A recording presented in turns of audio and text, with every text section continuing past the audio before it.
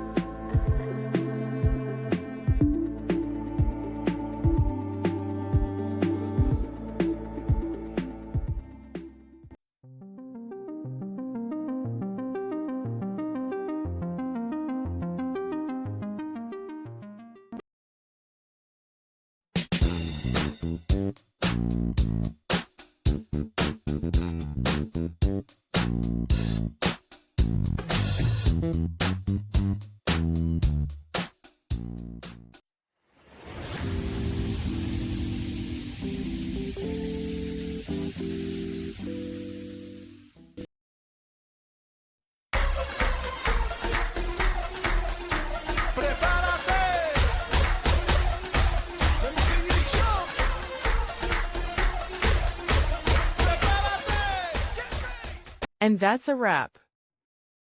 I hope you found the answer you were looking for. If you did, take a second to hit that subscribe button. It really helps out. And let me know in the comments which solution worked best for you. See you next time in the debug zone.